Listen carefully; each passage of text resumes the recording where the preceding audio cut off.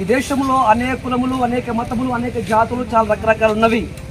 అయినప్పటికీ మానవులందరూ ఒక్కటే.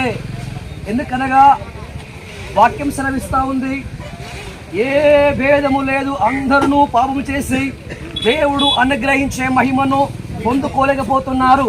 ప్రతి కులం వారి లోపట, ప్రతి మతం వారి లోపట, ప్రతి జాతి వారి లోపట, ప్రతి భాషలు మాట్లాడే ప్రతి వారి లోపట పాపం అనగా పాపము సకల మానవ జాతిని ఏకం చేసేసింది. అట్లయితే చదువున్నా లేకపోయినా, డబ్బున్నా లేకపోయినా, అధికారం ఉన్నా లేకపోయినా ప్రతి ఒక్కరిలో పాపం ఉన్నది. అట్లయితే పాపాన్ని మన జీవితంలో పెట్టుకొని ఎంత భక్తి చేసినా, ఏ గుడికి వెళ్ళినప్పటికీ మనం మరణించినటువంటి మరో క్షణము మానవుని ఆత్మకు మండుచున్నటువంటి అగ్నిగుండం అనే పాతాళం ఉన్నది. కాబట్టి ఈనామటువంటి ప్రియమైనటువంటి సహోదరి సహోదరులారా, ఒక మాట వినండి దయచేసి. యేసు క్రీస్తు ఓ కులం వాడు కాదు, యేసు క్రీస్తు ఒక మతం వాడు కాదు, యేసు క్రీస్తు ఒక దేశం వాడు కాదు, యేసు క్రీస్తు ఒక ప్రాంతం వాడు కాదు. వాక్యం అంటుంది యేసు క్రీస్తు అందరికీ ప్రభువు అయి ఉన్నాడు. అంత మాత్రం కాక యేసు వారు ఓ కులం వారి ద్వారా, ఒక మతం వారి ద్వారా, ఒక జాతి వారి ద్వారాను, ఒక దేశ ప్రజల ద్వారా నిర్మించబడ్డవాడు కాదు. యేసు ఎవరు అంటే సకల జాతి మనుషులను, సకల సృష్టిని నోటి మాట ద్వారా సృష్టించినటువంటి సృష్టికర్తయే యేసు క్రీస్తు.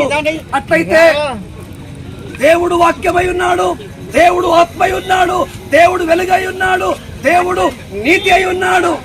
ఆ నీతి అయినటువంటి, ఆ వాక్యమైనటువంటి, ఆత్మైనటువంటి ఆ దేవుడే మానవ శరీరాకారములో ఈ లోకానికి వచ్చారు. ఎందుకు వచ్చారు అంటే ఇల్లు ఇవ్వడానికో ఉరివ్వడానికో కాదు, కానీ సకల మానవ జాతి ప్రజలు పాపాన్ని బట్టి నరకంలోనికి ఎంచుకొని పోవస్తుండగా ఆ పాపిలోని పాపాన్ని తీసివేసి మానవుని యొక్క శరీరమును, మనస్సును, మనస్సాక్షిని, ఆత్మను పవిత్రపరచడానికి వచ్చి ఉన్నాడు. ప్రియమైన వారులారా, ఒక చిన్న మాట ఏమిటంటే నీలో పాపమున్నది, నీలో పాపమున్నది. ప్రతి వారి లోపట జన్మ కర్మ పాపాలున్నవి. ఆ పాపములు నీ ఆత్మను నరకములోనికి, అగ్నిగుండంలోనికి ఇడ్చుకొని పోతున్నవి.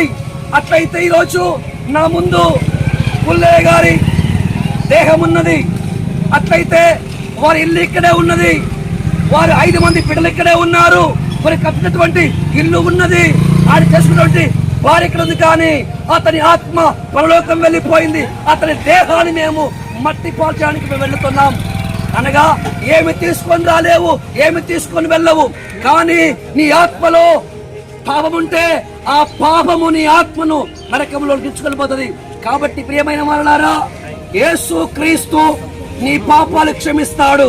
యేసు క్రీస్తు నీ శరీరమును, నీ ప్రాణమును, నీ ఆత్మను ఆయన పవిత్రపరచువాడై ఉన్నాడు.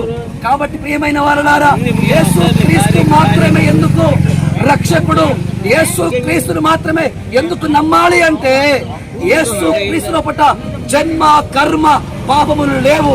పాపము లేనటువంటి ఆయన మాత్రమే పాపములు క్షమించుటకు అధికారము గలవాడు.